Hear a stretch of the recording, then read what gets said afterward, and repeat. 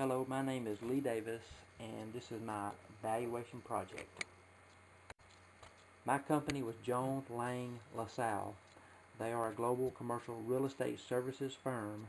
I describe them as a one-stop shop for big business real estate ventures. They'll build it, lease it, sell it, consult it, they'll manage it for you, they'll invest. They have 1,000 locations worldwide in over 50 countries. Point of interest, they were heavily involved in the London 2012 Olympics, from the transportation to the Olympic villages to the different sports arenas. They're headquartered in Chicago, Illinois. Their ticker symbol is JLL, and their current share price is $77.59. As you can see, the largest institutional holders are Ariel Investments, T. Rowe Price, and the Vanguard Group. What's interesting to note is the impact of the recession and the real estate bust. In 2009, their earnings per share was a minus 0.07 cents. Their net income a minus $3 million.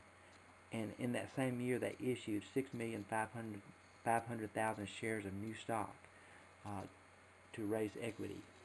And their current growth is regarded as sluggish at 7.5%.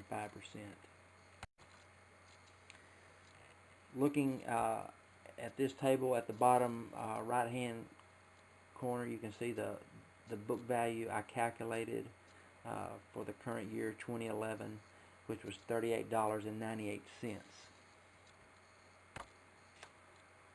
Looking at the exhibit 6.9, we all did.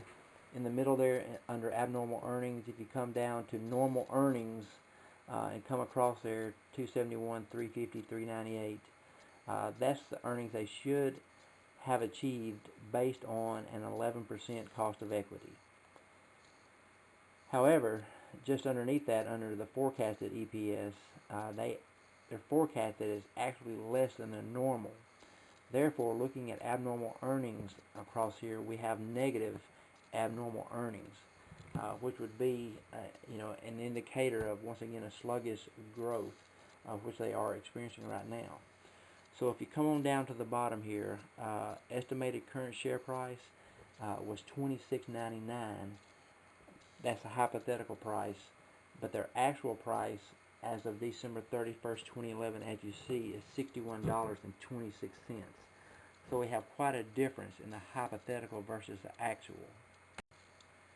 Looking at my assumptions, the top line forecast for 1 year, I went with the 8% growth rate. Looking at the future years for the long-term growth rate, I use 5. I use 5 because the real estate market is coming back. There is room for a lot of growth, and there is a lot of optimism in that market. The discount rate, I used 11%, and I obtained that number from marketgrader.com from the analysis they gave. So it's not an arbitrary number. For forecasted stock, I went with historical figures minus or 50 cents. Dividends, once again, historical figures of 20 cents. Forecasted other things, that jumped around quite a bit, so I went with an average of 75 cents. Looking at the sensitivity analysis, the long-term growth rate, dividends, stock issue, all produce very little change in the hypothetical price.